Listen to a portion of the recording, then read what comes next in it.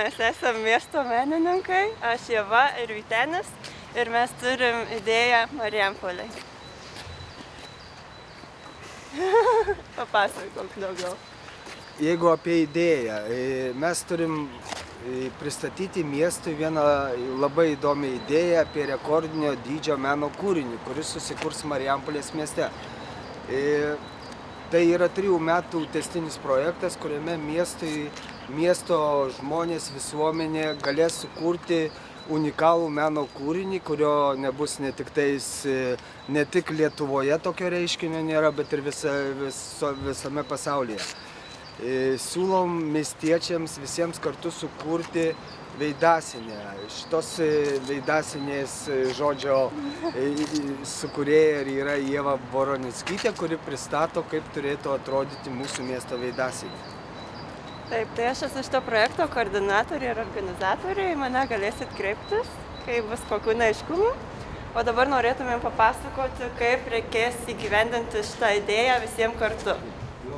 Mes esam Poezijos parke prie Vytauto Kernagio paminklo ir Požeminės perėjos.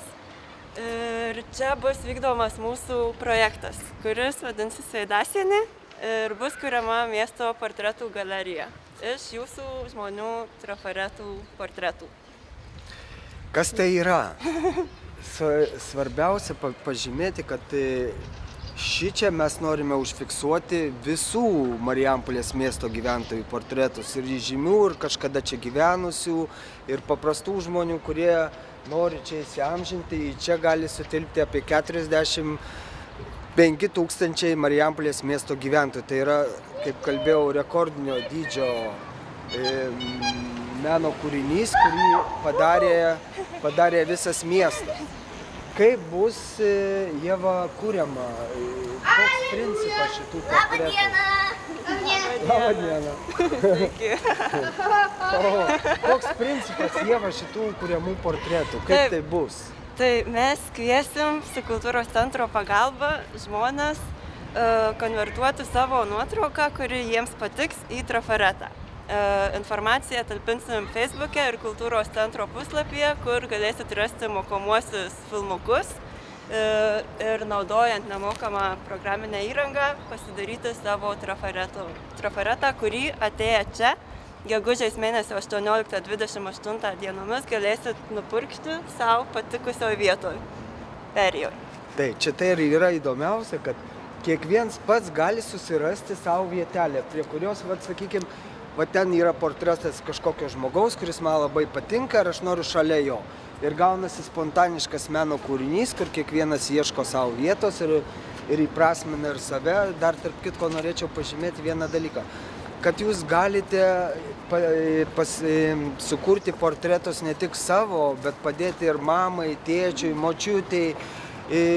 Turit brolių, mažų seserų, kurie taip pat galėtų sukurti tėtės, mamos portretą, močiutės, nupaišydami, nutapydami kažkokio būdu, kaip vaikiškai gaunasi, ir tada konvertuoti vėl į kompiuterinę grafiką ir tą įgyvendinti. Jeigu kam sunkiai seksis su kompiuteriniais reikalais, tai skelbsim dienas, kada galėsite ateiti į kultūros centrą ir su pagalba mano ir savanorių šitą pasidaryti. Dar vienas labai įdomus dalykas, kad šitas projektas yra tęstinis. Mes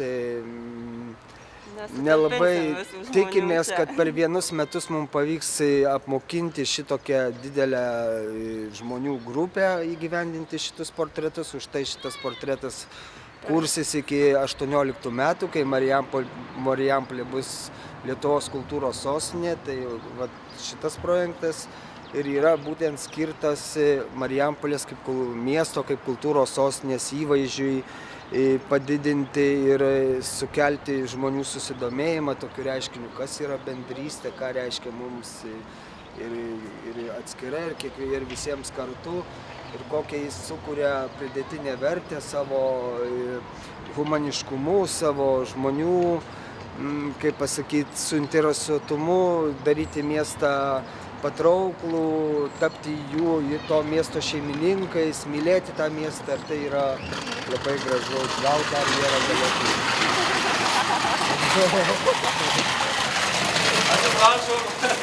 Labai geras garsas čia muzikėlė. Ai, Bus siekiamas rekordas, ne? Taip, taip. tu gal pasakyk. Tai čia kaip... Nu gerai, dar aš tada apie rekordą. Kaip jau minėjau, šitas meno kūrinys yra svarbus tuo, kad tai yra pats masiškiausiai atliktas meno kūrinys. Tai jau vien tas skambėjimas, kad iš šito meno kūrinio sukūrimą įsijungė visas miestas, iš šito meno kūrinio autoriais tapo visas miestas. Tai yra globalus reiškinys, neturintis analogų visame pasaulyje. Antras dalykas, kuo jis įdomus, kad šitoj mažoje erdvėje mes planuojam sutalpinti 45 000 portretų. Įsivaizduokit, kas yra. Tai yra ir tie portretai bus tokie unikalūs, ten ir vaikų kūrybos pasireikš, ir kiekvienas žmogus sukurs tokį portretą, kuris jam bus kaip pats mieliausias. Čia net prašoma, kad jis įsirinktų pačią savo gražiausią nuotrauką ir iš tos nuotraukos išmoktų pasigaminti portretą kitaip. Tai mes ir siekiam sukviesti kuo įvairesnių žmonių, ne tik kažkokią atskirą grupę, bet visą visuomenės, visus sluoksnius.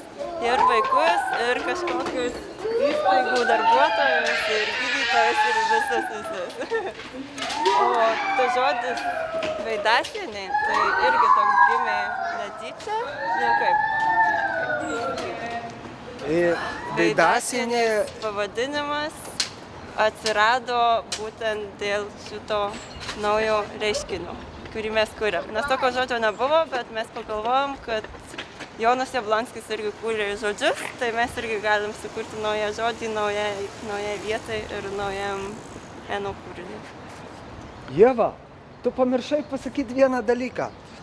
Manau, labai svarbu šitam projektui. Tai kaip pasigaminti tą trafaretą? Pirmiausia, kiekvienas žmogus, kaip sakiau, gali pasinaudoti savo nuotrauką ir tą trafaretą padaryti įvairiausiai spalvotai. Čia veidasienė bus, galima sakyti, vien iš spalvotų portretų. Gali pasirinkti spalvą, kurią norit. Mylimą savo spalvą, kurią galėtumėt naudoti šitam portretui. Toliau tie portretai bus pjaustomi iš popieriaus lapo, atspausdinti ir jais bus galima įsiamžinti ne tik ant šitos sienos, bet ir sukurti savo portretą ant savo maikės, tuo pačiu ir nešioti tokį kaip ir logotipą savo susikurti tuo pačiu. Ką turi atsinešti? Gerą nuotaiką ir savo trafaretą, o spalvų bus. Ir savo dažų. Viskas. Bus spalvų, bus muzikos, bus dažų, bus linksma. Visi čia galėsim kartu kurti, padėti viens kitam ir kartu padėti nupurkšti šitam Padaryti portretų galeriją iš apleistos perėjos. Taip. O perėja, tai kaip matėjai, čia šiaip tarp kitko ta apleista perėja gali visiškai kitaip transformuotis ir va tie užrašai, žodžiai, kurie dabar parašyti, jeigu ten tinkamoj vietoj suradus savo portretėlį, tai tik dar įdomiau pasidarys ir mes tuo pačiu gerbiam tuos menininkus, kurie paišė šitas sienas, neniekojam jų meno kūrinio, bandom įvietinti ir va tokiu būdu sukurti naują meno kūrinį, papildyti jų idėją, papildyti jų darbą viso miesto. Kodėl negalėtų visas miestas tą daryti? Kodėl turi tik tais menininkai, kurie ir taip sunkiai dirba. Jo, visi galėtų prisidėti ir kartu sukurti. Nu, čia būtų gražu labai. Teikit kurt kartu.